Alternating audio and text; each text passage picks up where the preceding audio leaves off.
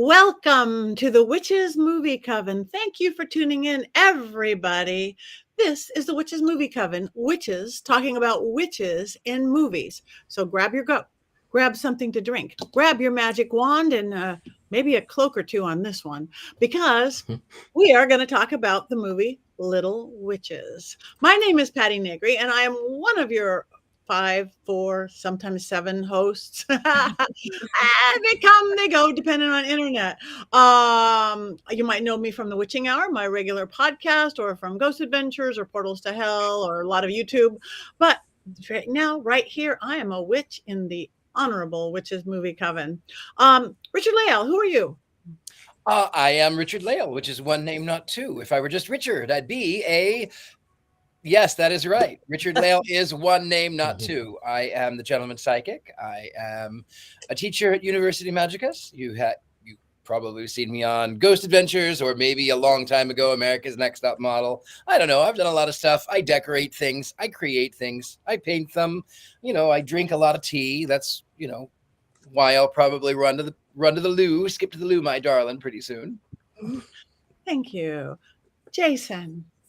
I'm Jason. You probably don't know me from any TV show other than this, but I have written a lot of books. Here's one of them because it happened to be nearby. That's a book about you. I've written 9 books for Llewellyn, and I'm often on the road speaking at witchcraft and pagan festivals across North America. Woo! Thank you. And Heather. Hi, I'm Heather Greene. I'm the author of Lights, Camera, Witchcraft, a definitive guide to witches in American cinema and television. I am an acquisitions editor at Llewellyn, so I work with the authors like Jason and other many witchy authors. And I was also a journalist who focuses on the occult and witchcraft and all things in between. And I am also a part of this wonderful coven. And we are very, very opinionated. Oh, and here she goes, Gigi. She may be flipping in and out depending on internet, but we have a very, very special guest replacing Courtney just for today is Gigi. Tell everybody hi and who you are. Hi, everybody. I am Gigi from Paranormal XL Podcast and Killer Kitchen Chronicles. I'm just a little bit of everywhere. And that's it. So we are talking about, thank you. Hi, Gigi, everybody's saying. The movie, Little Witches, I just saw it for the first time last night or the night before, I can't remember. Was it 1996 on that one? It was. Now, maybe not everybody's seen it. Hopefully all of you who watch our show regular. Number one, we want to thank you for watching to our show and telling your friends and coming back the week after week. We appreciate it because otherwise we'd just be here talking to ourselves with our goats in hand, sad story without you, like Colin and Amy and Mary and Robert. Okay, anyway, this movie, I'd never seen it before, 1996. But if any of you perhaps haven't seen it, Richard-Lael, do you have an unbiased synopsis of this fine film? I do. And I'm going to start with the boring one because I watched it and I couldn't figure out what was going on. So I looked up this on Wikipedia, and it said, an ancient book lures 6 young girls into becoming witches and casting spells. That's the cut and dry version. It's so that's not the movie I watched. The movie I watched, well, it was softcore. I will not say the rest of it. It was definitely softcore. It has everything that you would desire in one of those softcore films. It has the girl that is naughty, who, by the way, is a high school girl. It has the crazy nun. It has the demented priest. It has the boy who's a virgin. It has the young innocent girl who rescues everybody. It has demons. It has ancient guardians. It has half-naked men and a lot of naked women. Something about trying to throw the book in the sea as if even in 1996 he had never known, oh, we're gonna burn the Ouija board, and then it comes back the next day. Yeah, like none of this exists in this universe. I'm still scratching my head over it. It's definitely witches, but I think I should say some of these ladies are not witches. Some of these ladies, one would be referred to with a different word, but that word is not used in polite society unless one is at a dog show. And that's all I have on that. Thank you. And now we understand this film. Heather, I do believe this one may be in your book. It is sort of, it's mentioned, but it's a Canadian, mainly a Canadian film. So I really don't focus on it, but I do mention it for an important reason, similar to the way I mentioned Harry Potter and several other fully American films, because it has a tie-in to one of the biggest American witchcraft films, The Craft. And so there's some interesting facts about that. So Little Witches came out in 1996, which if you've read my book or heard me talk about the 90s, that was a watershed year for the switchover from the Satanic Panic witch films to the You Go Girl witch films of the late 90s. So this sort of fits into that, the Craft, where it's that 1996 where you get a little of both. You get the same You Go Girl stuff going on, and you get it nicely dosed with this Satanic Panic stuff. Now, obviously, this one has more Satanic Panic than You Go Girl than The Craft does. It also had a much lower budget. So a lot of people have said that this movie is a poor follow-up to The Craft, or they were trying to capitalize on The Craft. It came out 7 months after The Craft was released. However, that is not the case, because this film was actually in production and written before The Craft, long before The Craft came out. So there was a coincidence in terms of the creation of the story and the wanting to film it. It would not have been unusual for people to want to do satanic teenage witch films at this time. So it's not that much of a stretch to understand that. But they do say, and there's multiple reports from the producers and the other people involved, that the film actually was it was wrapped. They were done filming before The Craft came out. And then when The Craft came out, they were in post and actually worked to edit the film. The producers worked to edit the film to capitalize on the popularity of The Craft. So it wasn't created based on The Craft, but it actually capitalized on the success, or tried to capitalize on the success. It came out, of course, 7 months later.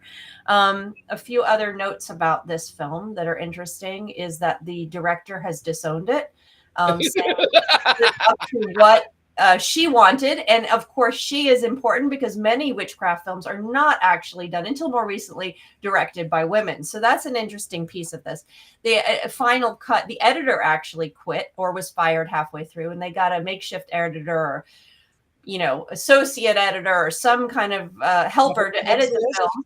What was that? You couldn't even tell. They got an editor off of Craigslist? Yeah, if Craigslist didn't exist back then. But yes, they got an editor, and the producers pretty much ran the show as far as the editing was concerned. And of course, they were trying to make it compete with The Craft, or to capitalize on the success of The Craft. I read one article that the guy said that The Craft was an expensive copy of Little Witches, actually. So you see some different things, and I think of what Richard-Lael was picking up on there is not so much soft core, but I think if the early 70s witch films and the late 90s You Go Girl witch films had a love child, it would be this film. I think that's the best way to describe it. There is actually a pretty decent cast in it that you will recognize some figures, some characters. There's Zelda Rubinstein, Clea Duvall, and Jack Nance, and a few other folks that you might recognize. So it's not low budget, but it's not totally low budget. So it's a very interesting one to talk about. And I think it's a very interesting one to talk about, since it's poised right at the time when things were changing for representation of witchcraft and witches in films. So this is why this film becomes important. So I'll leave it at that, and we can start discuss. I'll save my opinions and stories and all of that good stuff for later. Let's just hope that the director's cut is There is released at some point. There is no, Because done. I am There's sure no that director's her cut. vision is incredible, and that it would be an entirely different film, and probably a cinematic masterpiece that we have been deprived of. Just sadness. The whole show will now be sadness on my part. Sadness. There is no director's cut. She is turned away from it. There's no director's cut. There's not even an editor's director's cut. There's not even. It's the producers. These two young guys that. That explains it.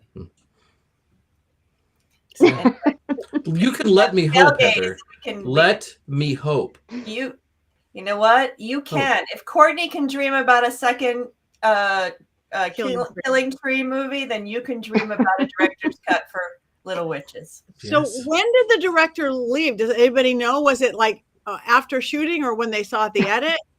She didn't leave. She didn't leave. She's just disavowed it. So she's just said they just took over and I'm done. They didn't. This is what, I had to read 4 or 5 different articles. I'd have to get back and we'd have to dig into the production notes and stuff to find out what happened.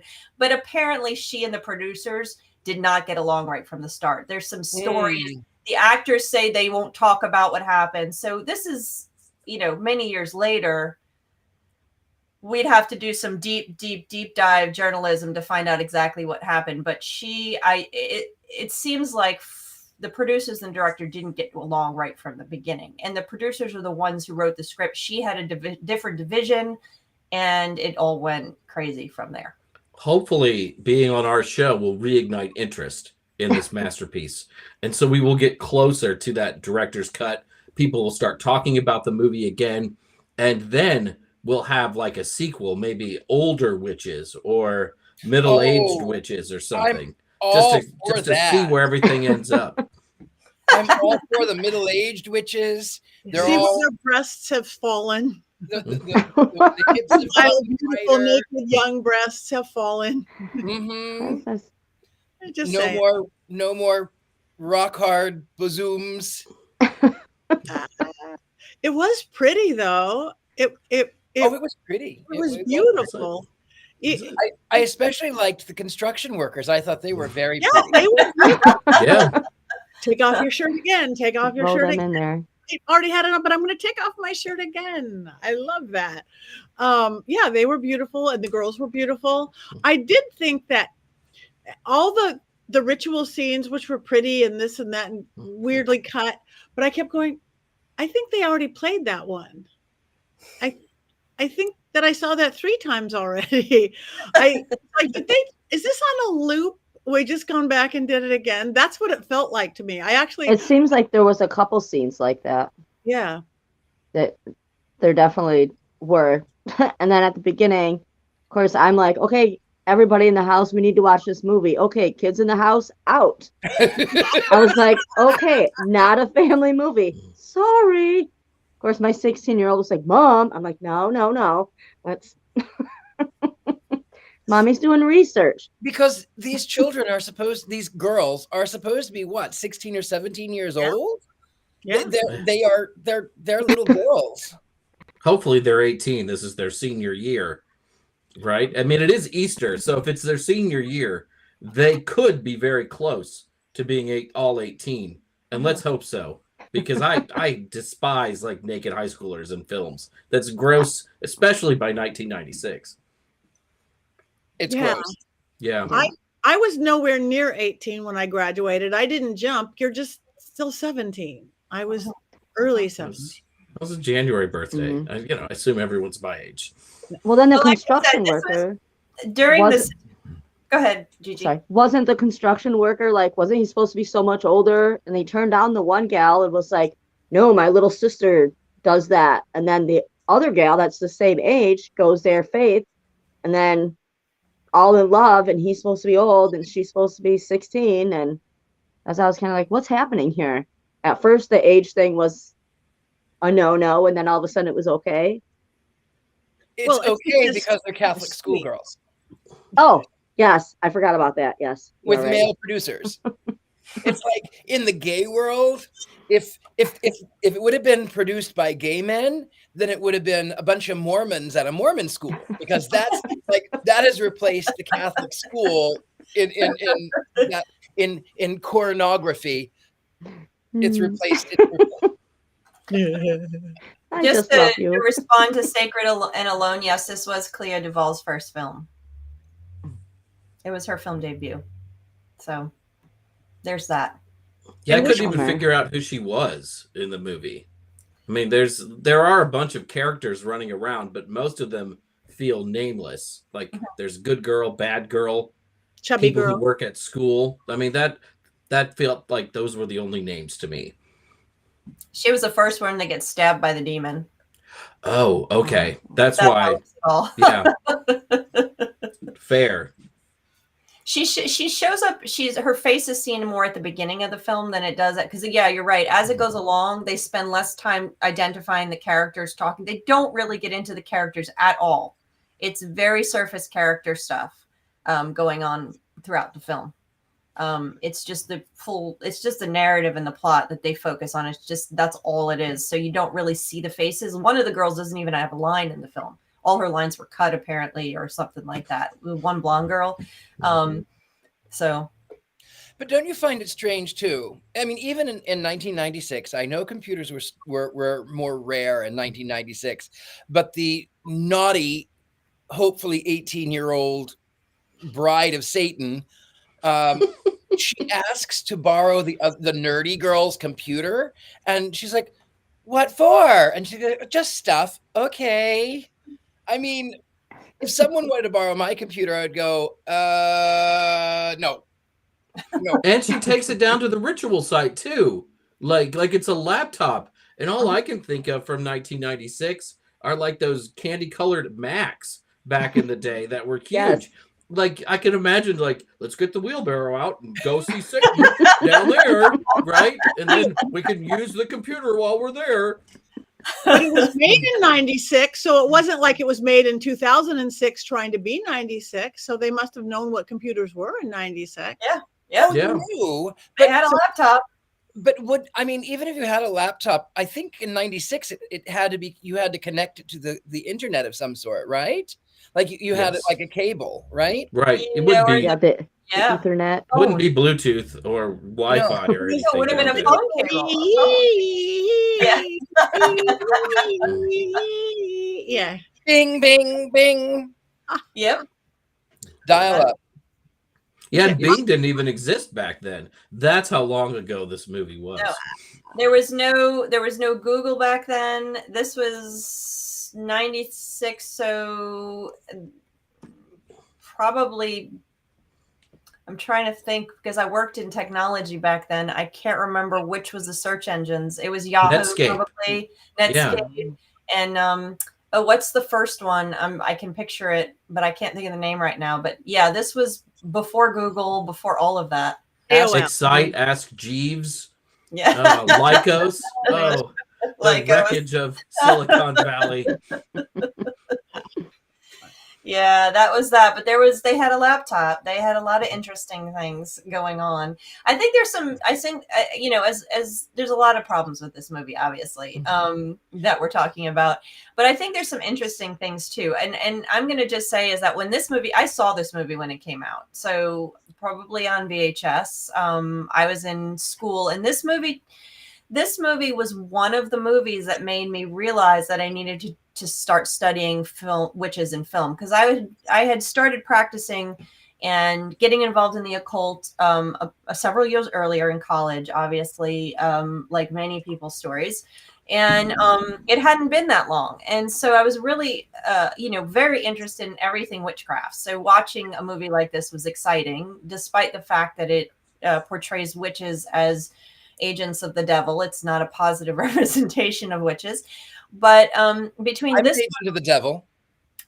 Yeah, but a positive one, Richard-Lael. I see you as a positive agent of the devil. That is also true. So, I know that's a nuance that maybe people don't appreciate, but I do. So, but this was fascinating to me, and being in film school at the time, and between this film and The Craft, and then the start of Buffy the Vampire Slayer and Charmed, and just start rolling in that direction, I realized this is what I want to study. I want to study these representations, and why is this film different than The Craft? And what makes this film different from this? So this really started to pique my brain in understanding the sociology and the history and witchcraft and everything. So as problematic as it is, this film for me was something that started me down a certain path. So that's how I look at it. And I didn't mind it when I watched it originally. I thought it was, oh, this is fun. This is like a stupid fun movie. Like rewatching it again, I laughed. I was like, oh my goodness, I remember this so well now.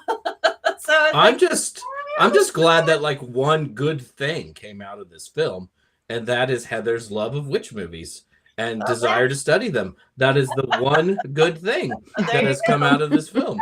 And you know what? How many witch movies do we see that have naked bodies in them, that have a naked body that doesn't fit the norm?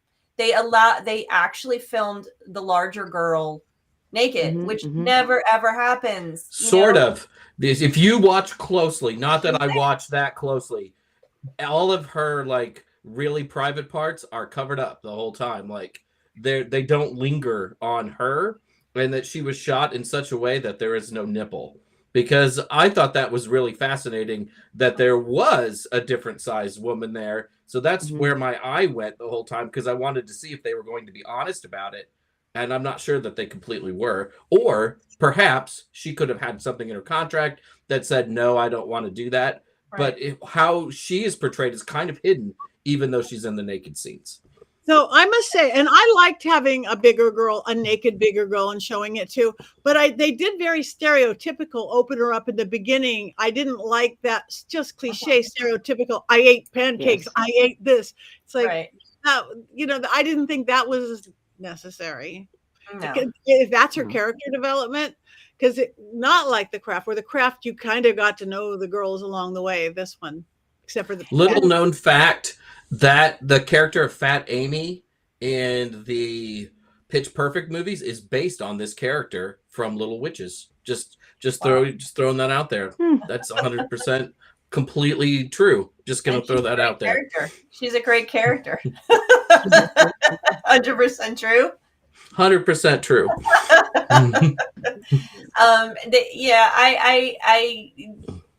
One of the differences between The Craft is you'd actually get a good character. There is no character development in this movie. There really isn't. Even the main characters. That's not what this movie is. This movie is directly aiming for that plot, the salaciousness of it, and so diving into that fear and riding on the fear that teenagers are being seduced by witchcraft and Satanism.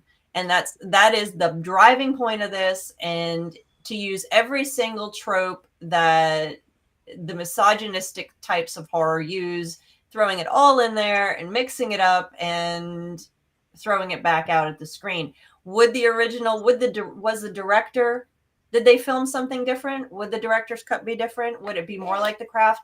I don't know that it would have been, because the story's different. There was not, as far as I know, a witch on the scene like the witch. The Craft aimed for some reality with Wicca, some attachment, some connection to it. This one does not at all. They use salt for like 2 seconds.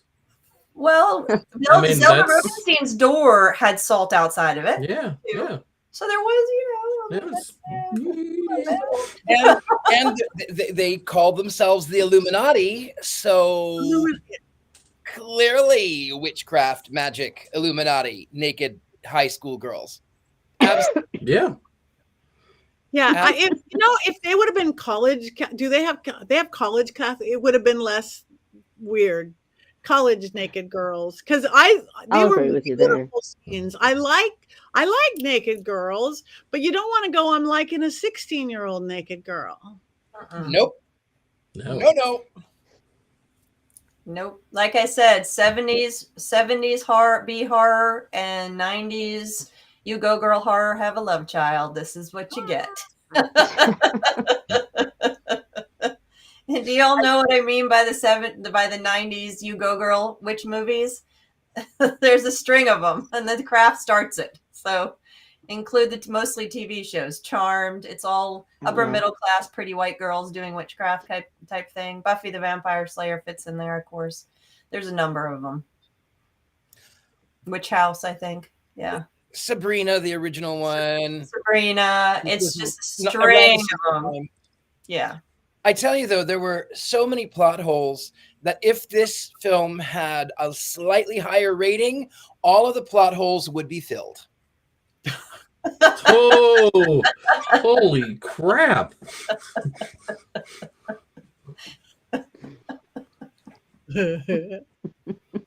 That can't be topped the rest of the night. Thanks for watching the Witches Movie Coven. We'll see you next week. Did nobody see this when it came out?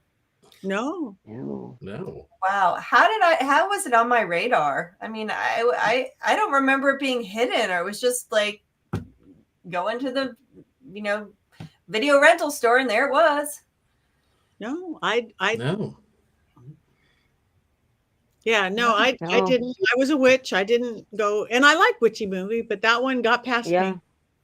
I didn't go into that room in the video store, Heather. I just didn't. It was in the normal. It's rated R. I actually did. I remember going to Blockbuster, and I liked horror. I didn't watch this film, but it would have been around the time that it came out, 96, 97, and I went to get a film that was called Head of the Family. Do not watch that film. This is like The Witch from the Sea for Courtney. Head of the Family is it's like this film. It's like tonight's film, only worse. So Head of the Family is, so they existed, Heather. They up and down those same aisles. You and I, we were on the same page. Yeah, it was just a witch film on the aisle. I probably rented The Craft and then saw that one and looked for other ones that are just like it. And this one came out. And it's interesting that they were timed so closely. But again, this one has the residue of the Satanic Panic on it far more than The Craft does. Although The Craft has a little bit still, but not like this one. When you put the two movie posters up against each other, The Craft and this movie, you can really see how The Craft impacted the marketing, because she looks like the girl from Little Witches, almost looks like what, Fairuza Balk or something? Oh, yeah. Right? Like, yeah. I mean, when I saw that graphic for the first time, I thought, oh, it's from The Craft and not from a different movie, because they really seem to be really trying to steal that whole aesthetic there. Though the picture in the little bottom left-hand corner looks like the pictures that you would see on the covers of the movies in that little back room. It's just a little too scantily clad there. And there are a number of those. And there's another movie, it's in 2002, I want to say 2003, called Witches of the Caribbean. Has anyone seen that one? No. Okay. You don't have to give it all big eyes or anything. These is also teenagers that they're lost in a special school stuff, and they're left, and they get into they get into witchcraft.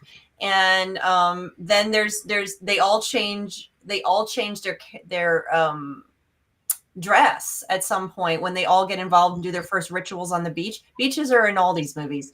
And then they're walking down the beach. It's right out of The Craft. Right out. I will say that this film in particular had a lot of beaches. a lot of young beaches. It certainly did. I found the school's proximity to water strange, to be honest, because you looked at the school and the outside shots, and it didn't look like anything that would be near an ocean. And then apparently the ocean is about 50 feet away, which would have been like really prime property, right? Nice. Like you'd be selling that and like retiring somewhere. It was really odd. I thought that the ocean was there. I thought what was odd was that whenever they show the internal parts of the church and the church's office. There are stained glass windows everywhere, and it's midnight, or it's dark outside, and then you have all of this beautiful refracted light coming through all of these stained glass windows from every single angle, and it's midnight. It's So pretty. yeah. It's pretty. So they didn't do the establishing shot, and they failed on correcting the lighting to match the time of day. So okay. And doesn't the movie end during the day, which is a weird time for a witchcraft movie to end? There's a lot going on in the full sunlight, which made it look like a kind of a dirty after-school special in its own way. Today on ABC, the dangers of witchcraft and the Illuminati. You know, It's dirty. I did get Oh my confused. gosh. Again, I was tired. I kept wanting to falling asleep and going, no, stay awake. I have to watch it. But the plot line, because of it, the one with the mark. Again, I was trying to find the story of the girl with the mark. Oh, the lady had the mark. And then all of a sudden at the end of the film, my people have been protecting. What? I didn't get. I still didn't get that. It was very choppy. Did she know she was that person? Did not? I don't know. Yeah. Poor editing to tell the story. Poor editing to tell the story. For Clearly, sure. it was none of our business. But I liked the nun, though. I did. I mean, I liked her. Well, I think we could talk about her. I mean, Yeah. Zelda Rubinstein is something special. This is actually not the first witch film she was in. She was in 1989. She was in Teen Witch, which is another fun teenage witch story, totally different type, but also a satanic panic, an early satanic panic one. We can watch that one and see if we like that one at some point. There's no nudity in that one. That one is Damn. family friendly, so your family can watch it. It's more like Karate Kid, except a witch instead of a karate expert. But she was in that one, and she was the witch expert who consults, and she is brilliant in that one. She does a beautiful job, and of course, she's Poltergeist. That's where everybody knows her. I think she's scared all of us kids. She's so wasted in this movie. I mean, she has about 8 minutes of screen time, and when I was a kid, I found her absolutely terrifying in the Poltergeist movies, right? And I just didn't feel like they did anything with her of any value or consequence, right? She eats food alone, and she did something weird in the church one night, maybe, kind of. And then she prays with a girl, and that's it, and then she's done. Yeah. And that's another point that suggests that the producer didn't cut the film properly, because why would you have her and some of these other actors if you were going to produce a film like this? It makes no sense. I mean, that had to be their whole budget. Mm-hmm. Well, it certainly wasn't spent on the demon. We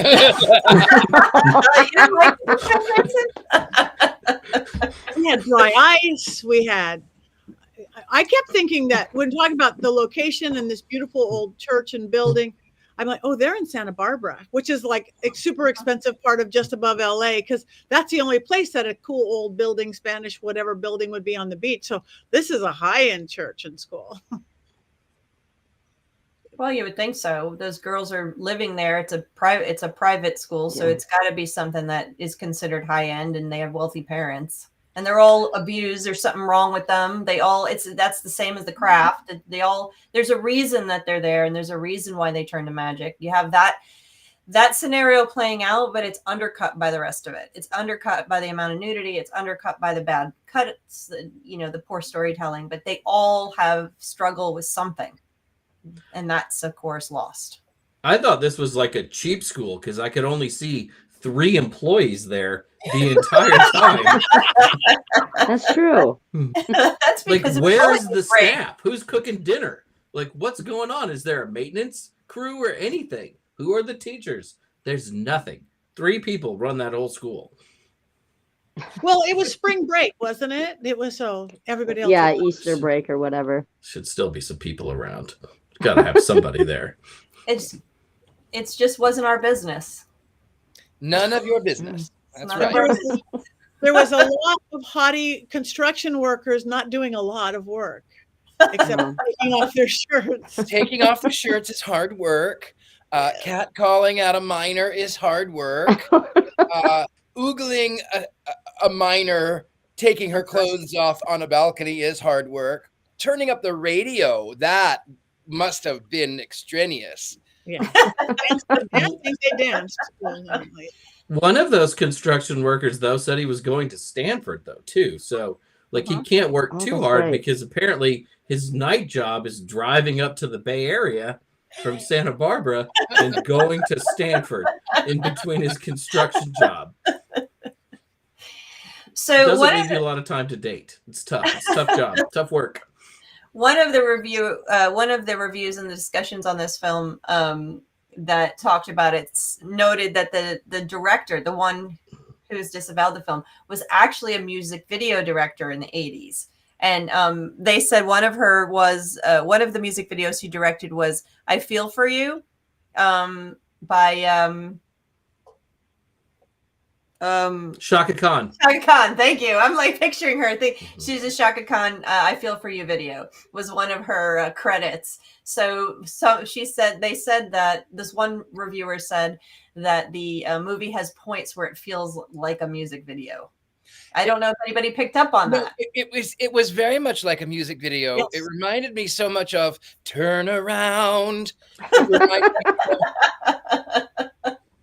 Every now and then. Yeah. Yes. It reminded me very much of that music video. Excepting, again, they were girls and not boys because, heterosexual fantasies. Can we talk about the music in this movie for a while? Because it is the worst music I've ever heard in a movie. Right. The background music is terrible. The pop songs felt like they had stolen them from online, but online didn't exist yet. So I assume somebody gave them a tape while they were walking somewhere, and they were like, "Oh, let's put this in there." It's really like laughably bad all the way through. Like they didn't want to license anything that was worth, more than 50 cents. And not the rapper, by the by. They couldn't afford 50 cent. Oh. Like if they had gone downstairs, though, into the Illuminati room and Into Club had started playing, though, I would have totally freaked out. That would have made a great movie, That would have spiced it up a little better. That would have been baller. That would have been baller. Most definitely. Yeah, the music, when you said we got to talk about the music for a few minutes, I'm like, there was music? Why? That. It was so bad and it was so poorly mixed, too. It was like hard to hear what the actors were saying at certain points because the music was like louder than they were. It did, again, it felt like an after school special or straight to VHS movie, which it was, I think, right? Or was it in a theater? You know what? I think it was in the theater, but not for long. And I tried to get the numbers on this film, but they aren't appearing easily. And I was going to have to do some deeper research to get the numbers on the box offices. And I just felt like I wasn't going to bother. I believe usually it's reported as being a direct to VHS, and this one isn't reported as that. I did not see this I did see it when it came out. I did not see it in the theaters. I know it came from coming from a Blockbuster or the before Blockbusters. Do you remember when there was a time when they were mom and pop shops and they do 5 for $5? I loved for 5 for $5, guys. I would go $5. I get 5 movies. This probably was one of them. I grabbed 5 movies, and that would be my weekend. I know you guys are thinking, that's what you did on the weekends? I was a film nerd. Yes, that's what I did on the weekends. This was probably one of those. 5 for $5. Or as a Canadian movie, maybe it only played in Canada for a week or two or something. Yeah. Yeah, I don't know. But yeah. But it's but it's poor. Like it just, you compare this to The Craft, right? From earlier in the year. The characters are developed. It looks good. It sounds great. The Craft has an amazing soundtrack. It looks good. These movies are night and day different. Yes. Night and day different. The Craft is brilliant. And this one is Kraft. I think that is an insult to Velveeta cheese, to be honest. Yeah, this one is definitely not gonna win any awards, but it actually did win an award, but I can't remember what it is. But regardless, what was I gonna say? The Craft, I did not love The Craft when it came out, and we've talked about The Craft many times, and it is a centerpiece in witchcraft films for sure in so many ways.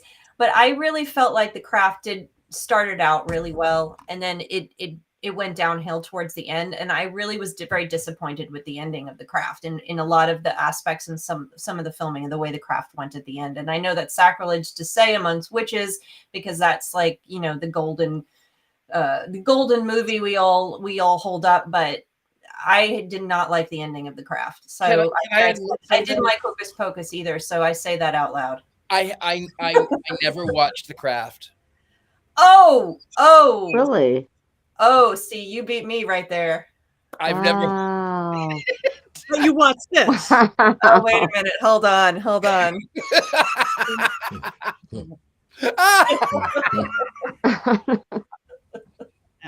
You got to watch it. You just have to watch. You have to watch it. It's just a standby. It's a standard bearer. It's a centerpiece of all of witch films. It's one of the ones that I would say, if I was to do a seminar in witch films, this would be, The Craft would be on it. And I'd probably actually mention Little Witches, and I would mention Little Witches and Witches. Now, Jason's shaking his head, and I will say this over and over again. You got to watch bad ones to know it's good. And that is why in watching what The Craft did and how it relates to other films and how people copied them. And that's how important The Craft was. Little Witches changed its marketing and changed its editing to try to play off of that. Witches of the Caribbean is not a good film, but it tried to do that. But when you say the names of these films, you give them power. And sometimes it's best for things to be forgotten. I don't think this needs to be. I don't agree with you when it comes to bad actors in politics. I completely agree with you, Jason, or in any social situation. But when it comes to film, I don't agree. I think it's really, really good to watch bad films. I think it's good to see art, because sometimes you like a bad piece of art you like a piece of art other people don't like. I don't like Time Bandits. I think Time Bandits is terrible, and Patti loves it. I would rather watch Little Witches than Time Bandits. Oh, I think you're right. I would too. That is so true. I didn't love this, but I didn't hate it. I didn't hate it. That is a step. I didn't mind it because, again, it was pretty. When she got past the high school, it was pretty. I liked the pretty ritual scene. So except for that, again, I think they repeated the same scene a few times. Other than that, I didn't mind it. All right. Anybody else have anything to say about this fabulous film? The music discussion went long. No. See, I watched it twice.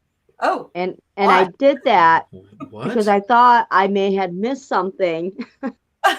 Because I'm like, well, wait a minute, because I know my attention span doesn't last very long, but I'm like, okay, let's do this. And like Patti mentioned, it seemed like they were repeating scenes, so like the choppiness, so that like messed me up. So I'm like, no, now I have to rewatch this, and like I'm trying to get quotes, and I'm like, I got nothing. There's nothing quotable to requote from this movie, in my opinion. Like, as I was like, well, the one thing, like Faith said, I don't know where I belong. We've all been able to say that. So, okay, that's relatable. And then the other funny one was Welcome to the Pleasure Dome.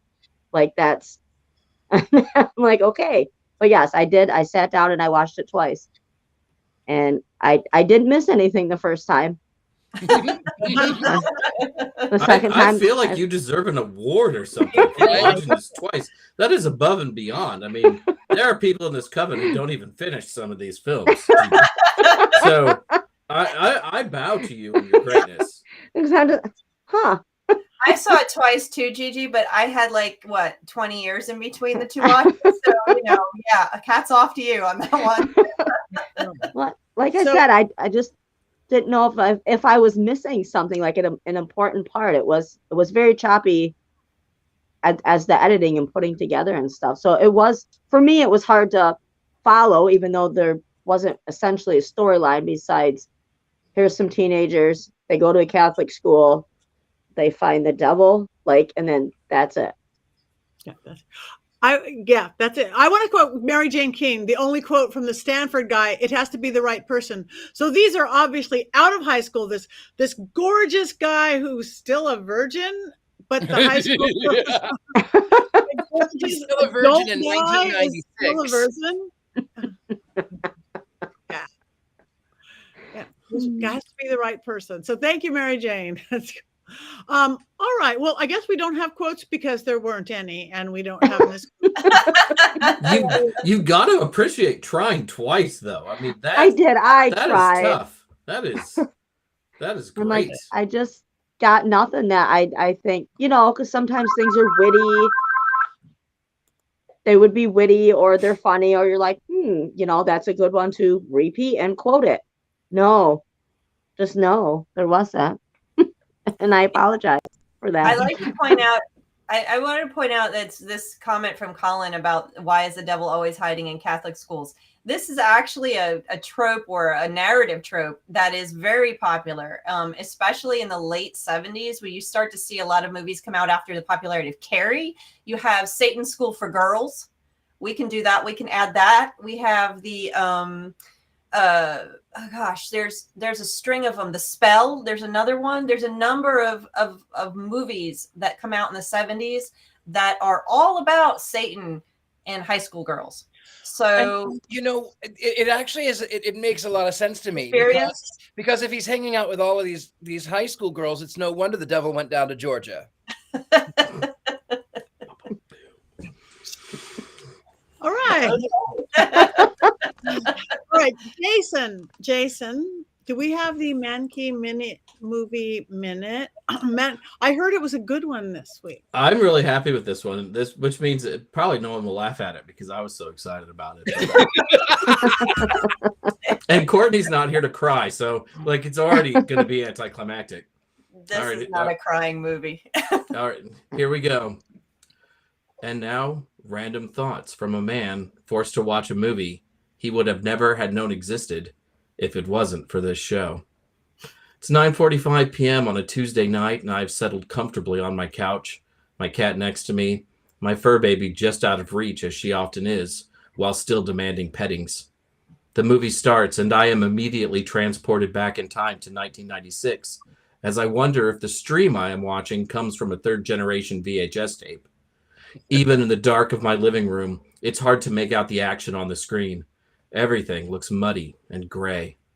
I get up to adjust the tracking on the VCR, and then remember I am not watching a VCR, nor do I own a VCR in the year 2024. Despair creeps in. Little Witches has been playing on my television for all of 2 minutes and 24 seconds. It's now 9:50 p.m., and my wife is looking at me quizzically from across the living room. Is the movie coven making you watch porn? She asks. I tell her no, but she remains unconvinced. The background music that was playing definitely sounds like porno music, she says.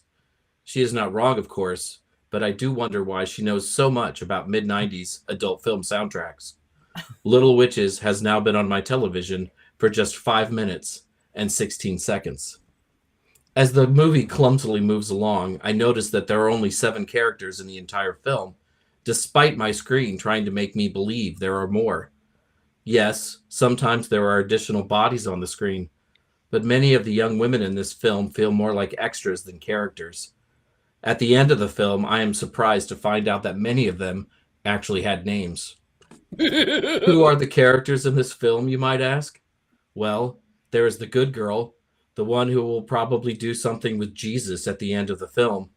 There is also a bad girl, and we know she is bad because she performs a stripper routine in the front of the window of her dorm room. There are also 3 people who work at this church/boarding school. One of them is a super hot nun that I wish had performed a stripper routine in front of a window so that I might watch and know what it is to feel alive again. There is also a priest who likes to go fishing, and an older nun who seems to scare the schoolgirls because she owns a lot of crucifixes and enjoys eating alone. I am also delighted to find out that the demon in this film isn't a demon at all, but the gremlin Stripe from the movie Gremlins. I am glad to see him getting work. There is also a construction worker love interest whose real name is Tommy Stork. I like saying Tommy Stork. Every time I see this actor's character, I will say Tommy Stork out loud. Little Witches has now been on my television screen for 28 minutes and 42 seconds. While watching this film, I couldn't help but wonder what the other witches in the movie coven were thinking while they watched the film. In my head, I could see Richard-Lael starting and stopping the film 6 or 7 times while watching before finally giving up with 20 minutes left to go. Heather would, of course, be busy jotting down notes about how Little Witches is representative of Satanic Panic's final gasp and is unrepresentative of the witchcraft films of this new era in filmmaking. And Patti, oh Patti, she's such a trooper. Like me, there is no way she would turn this film off, but just like me, she's probably wondering if it is acceptable to drink a whole bottle of wine or to eat several edibles while watching this film. And poor Gigi sitting on their couch wondering just what they have got themselves into. Don't worry, Gigi. I often think that too. No doubt the rest of the coven would be thinking that I would be singing boobs and butts, boobs and butts, boobs and butts. And of course, I did. And then there's Courtney Buckley, the luckiest of us all, because she did not have to watch tonight's film. I envy her and her innocence. My innocence died the moment I began lusting after the super hot nun in this film. Little Witches has now been on my television screen for 45 minutes and 57 seconds. I sadly note to myself that the film is only halfway done. Despair etched upon my face. I girded myself for the ordeal yet to come.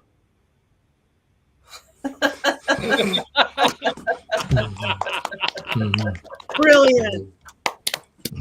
Brilliant, Jason. You're going to need to make a book of movie quotes. I mean, movie minutes, Mankey's movie minutes. We're all doing the book together. We're all going to have our bits, and those will just be put in there. And I save them all in a giant document, so they're preserved.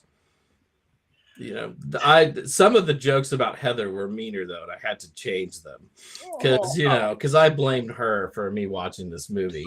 So, but I love Heather, so I can't say anything too mean. Hey, you know what? Everybody has their choices, and I fill them in with when we don't have enough choices from all you guys to fill up the 365 or 52 weeks in a year. So I fill in all the other ones with other movies that may be of interest. And I like taking you down some dark roads sometimes. I will say, though, I'm going to be giving lectures at festivals, though, and then I'm going to be like, and now Little Witches, 1996. Let me tell you about this film. So it's going to come in handy as much as I tease and joke. Yeah. How many times have we said the Killing Tree since we watched The Killing Tree? It has come up. It has literally come up in conversation at witchy events. Oh, you've got to see The Killing Tree. Just saying.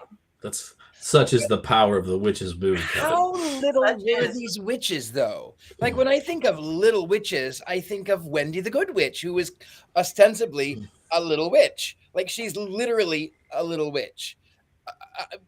I even think of maybe the Munchkins and the Wizard of Oz. Those are not witches, but they're little. Even Time Bandits, they're little witches. But these are not so little girl. They're not little girls, and they're not short girls. They're not. I don't get it. Little witches, little women, little witches, little women. When I think of Little Witches, I think of 16-year-old strippers at Catholic schools. So it made perfect sense to me. Mm-hmm. All right. Well, next week, Xanadu. Xanadu, 1980. Everybody find it. Sorry, Lisa, you weren't able to find this one. It took me a long time. I had to get a link to YouTube to find the Lisa, one. I'm glad you didn't find this one. Okay. So Yeah, we have enjoy the small victories, Lisa. That's we how do I have see one it. more thing to do. Everybody, wands up, wands down. Shame. Shame. Shame. Yeah, that's This a is our show first we had to ever break almost unanimous thumbs down, isn't our wands down? That's almost a unanimous wands down. Okay, wands neutral for Robert. Well, I said I didn't see. Mine is not this. Mine is this. You know, I didn't hate it. I guess I could do that because I did have fun with it back when it came out. I did enjoy it, but I don't think I enjoyed it as a movie. Kelvin's got wands up and horns up. I understand that. He must be singing boobs and butts while he's watching this movie. Beautiful boobs, beautiful butts. Yeah. All right. So we're tending towards down on this one. Let's see what we do with Xanadu. Well, we have a couple seconds left. Anybody have anything they have coming up in the real near future we need to tell everybody about? Okay. Go ahead, Patti. I'm leaving for Romania after next week's show. I'm so excited. Yay! Romania, and then a vampire party in Paris, and then Penhurst for all you Americans coming back, Penhurst Paracon, and then a whole witchy weekend in Dallas, Texas. All of that by the end of May. So go to my website, pattinegri.com. Thank you, producer Rob, for this beautiful layout of what's going on. So I'm going to be everywhere in the world, so you guys can come see me. And of course, my Witching Hour podcast and everything else going on. So that's all I'm doing. I'm leaving. Bye. Okay, Gigi. Yes, I have lots on my schedule as well. I didn't pull it up to do things. I actually 2 weekends ago, I stayed in an old convent, so it kind of fit in with this. It was down in Niles, Michigan. We stayed there for the weekend. Lots of fun, lots of history. That's the stuff I like to go do on the weekends. How conventional. Yeah. Is it your birthday, Gigi? On Monday, on Earth Day. Yes, thank you. What's that? We are not going to sing. We are never going to sing again. We will never sing again. No. Okay. All right. So thank you. Richard-Lael. That is me. I am Richard-Lael. I am here in New Orleans. I do readings here in my haunted home. I do readings down in the French Quarter at Apothecary, where you can find me there. You can find me also, if you want to know magic, you can find me at University Magicus, magicu.org. And this week we're going to be talking about sigils and symbols and all kinds of wonderful things. And that is this Saturday. Oh goodness, I think it's 11 a.m. my time, so figure it out. That's what I do. Thank you. UniversityMagicus.com, magic with a K, or magicu.org. And I'm teaching a puppets class next Tuesday, so that's great. So moving on, we teach all this witchy stuff at the school. So all right, Jason. It's getting quiet for me, and I'm really excited about it to be home for a while. My next big event is the North Dakota Grand Sabbath in the bustling metropolis of Animus, North Dakota. And I was just in Tennessee last week for the Pagan Unity Festival. At home, I'm rapidly finishing up the Raymond Buckland biography, which you will see next May. I'm very excited about that. Thank you. And Heather. Well, I have, here's Gladys, and we are going to be attending Mystic South, and that's in July in Atlanta. It's gearing up. Where I'm really excited. I'm honored to be part of the board, and also going to be doing my haunted doll and puppet class. And Gladys might be making a live appearance along with lots of other dolls, my Annabelle and my Clarabelle, we call her Clarabelle, and some other ones. So come out to Atlanta to Mystic South and join us for our 3 days of witchy stuff. And other than that, I'm working with my wonderful authors every day, and which I love. And I'll some writing some articles. Her dead eyes scare me. Oh, they're beautiful. They're not actually. They're just very dark, so you can't. Her They look vacant solid from dead the eyes. camera. She actually does not have Oh. dead eyes, right? She's No, she's so pretty. She's gonna haunt my dream. She and Robert are gonna like team up, and like it's gonna be Nightmare on Elm Street, except on the Oak Court where I live. I'm looking forward to seeing our coven members. I know Robert Hicks says he's saying he's going to be there, so I'm looking forward to that. So yay, Robert! In Atlanta. All right, we have one more thing to do before you all look for Xanadu next week, because it is time to cackle. 1, 2, 3.